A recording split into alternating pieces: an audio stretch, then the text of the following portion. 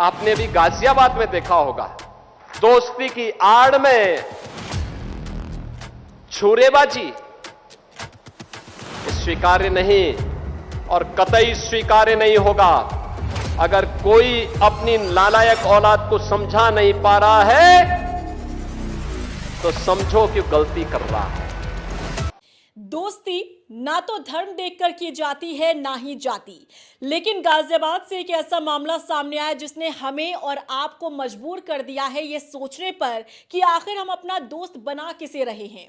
नमस्कार, मैं आपके साथ रीना झा बालियान। गाजियाबाद से एक ऐसा मामला सामने आया है जिसने दोस्ती से ही विश्वास उठा दिया है, जिसने फ्रेंडशिप के रिलेशन को ही तार तार कर दिया है, जिसने हमें सोचने पर मजबूर कर दिया है कि आखिर हम किससे मित्रता कर रहे हैं, किससे दोस्ती कर रहे हैं।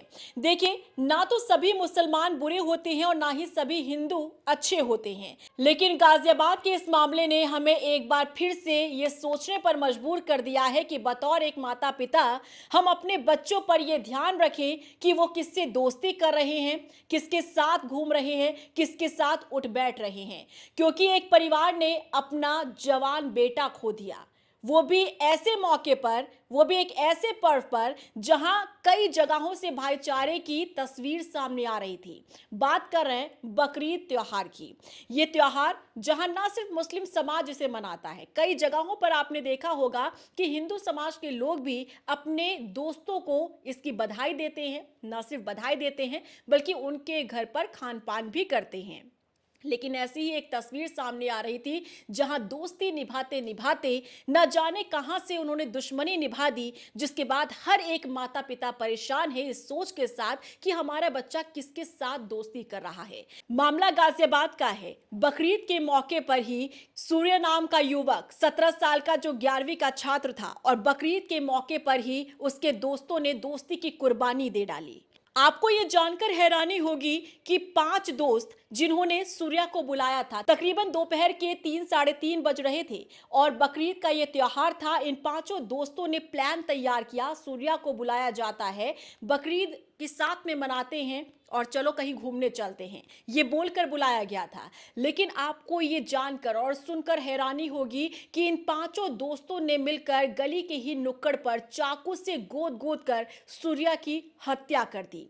और इससे भी हैरानी की बात तो ये है कि जब सूर्या को मौत के घाट उतारा जा रहा था, उससे पहले ही उसके दोस्त ये कहते हैं कि क्या तुमने कभी बकरा हलाल होते हुए देखा है? अगर नहीं देखा तो हम तुम्हें ये दिखाते हैं। वहां जो चश्मदीद कुछ युवक खड़े थे, उनके ये शब्द हैं कि जिस वक्त उसे मौत के घाट उतारा जा रहा था तब 5 युवक इस तरीके की बात कर रहे थे और ये 5 युवक मुस्लिम समुदाय से थे।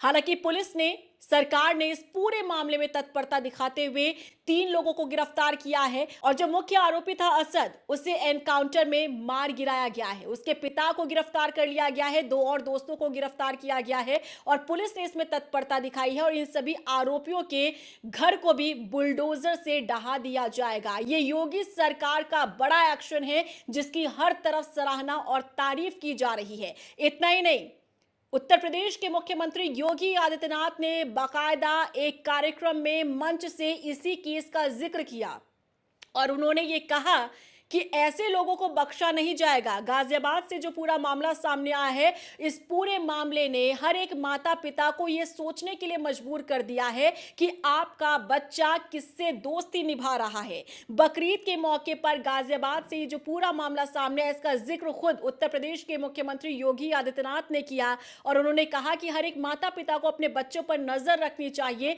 कि वो कैसे दोस्त बना रहे हैं और ये दोस्त उनके साथ कैसा व्यवहार कर रहे हैं, इसका ख्याल रखना माता पिता की जिम्मेदारी है। और जो ऐसे किस्म के लोग हैं, जो अपराधी किस्म के लोग हैं, उन्हें कतई भी बर्दाश्त नहीं किया जाएगा। सीएम योगी ने इस पूरे केस को लेकर और क्या कुछ कहा है, सुनाते हैं आपको।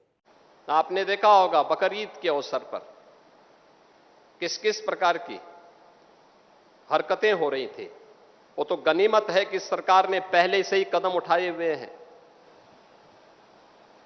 तब शांतिपूर्ण तरीके से पर्व और त्योहार हो पा रहे हैं। नहीं तो पश्चिमी उत्तर प्रदेश में तो गनीमत थी जी, सबके बारे में बड़ा मुश्किल होता था। रामनवमी, शिवरात्रि, जन्माष्टमी, दुर्गा पूजा, कावड़ यात्रा, ये सब सपने हो गए थे। बेटी स्कूल नहीं जा पा रही थी, व्यापारी सुरक्षित नहीं रह पा रहा था।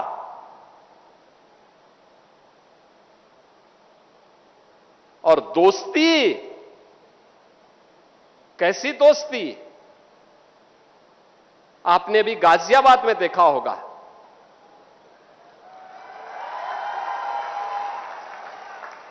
दोस्ती की आड़ में छुरेबाजी, ये स्वीकार्य नहीं और कतई स्वीकार्य नहीं होगा।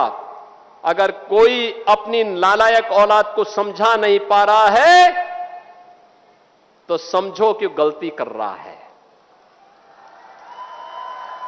गलती कर रहा है। याद रखना, हमारी संवेदना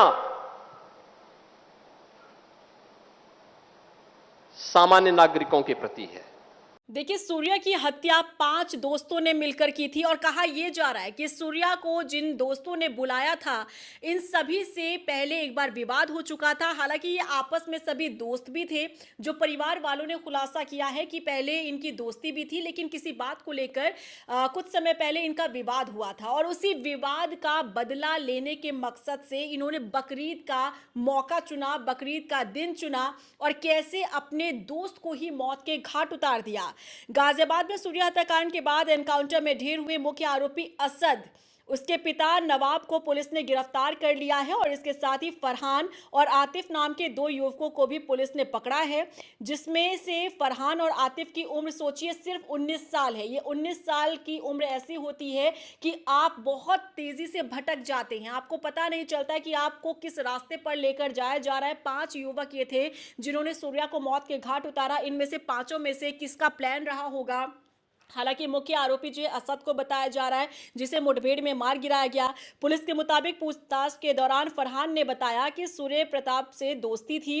बकरीद यानी कि 28 मई को दोपहर 3 बजे बाइक चलाने को लेकर असद का सूर्या से झगड़ा हो गया था। अब सोचिए, इतनी छोटी सी बात जहां पर आप अपने दोस्त को इनवाइट भी कर रहे हैं, बुला भी रहे हैं, और बाइक चलाने को लेकर यह विवाद इतना ज्यादा बढ़ जाता है। और ये चाकू आया कहां से? इसका मतलब आप पहले से ही प्लान करके आए थे कि आज आपको क्या करना है। असद ने ये बात अपने पिता नवाब और दोस्तों को बताई थी और तभी सूर्या को सबक सिखाने के मकसद से ये पूरी योजना बनाई गई थी। और आधे घंटे बाद नवनीत विहार गली में उसे घेर लिया गया। गिरफ्तार आरोपी फरहान के मुताबिक उसने असद को चाकू दिया और असद के पिता नवाब ने कहा कि आज इसकी कहानी खत्म कर दो।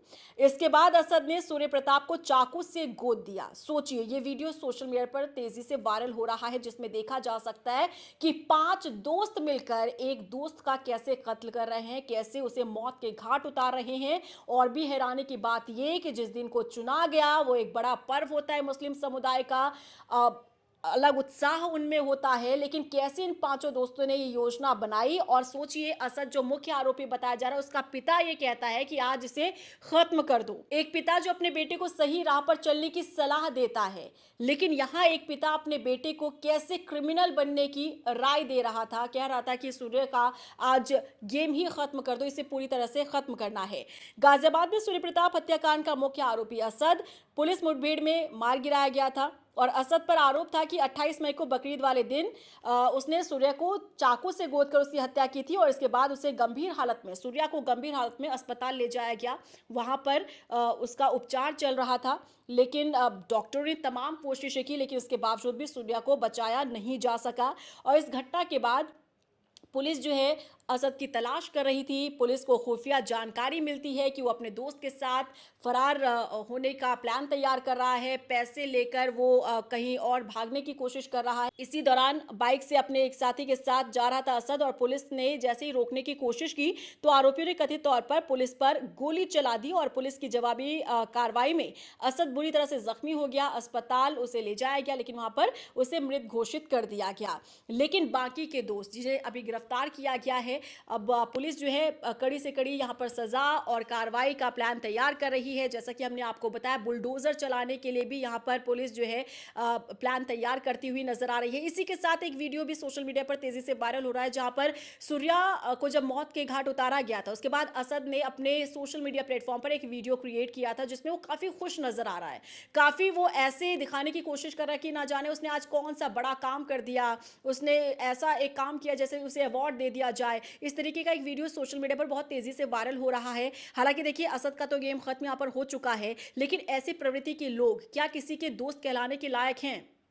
ऐसे दोस्त क्या वाकई में आपके काम आएंगे क्या? और ऐसी घटनाएं आपको कहीं ना कहीं एक सबक और एक सीख देती है कि आप जिसके साथ भी समय बिता रहे हैं, आखिर वो कैसा व्यक्ति है, क्या वो आपके लायक है भी या नहीं। सोचिए, सूर्या जो विश्वास करके अपने दोस्तों के बीच गया था, उसे इस बात का अंदेशा तक भी नहीं था कि उसके साथ बकरीद के मौके पर क्या घटना हो सकती है।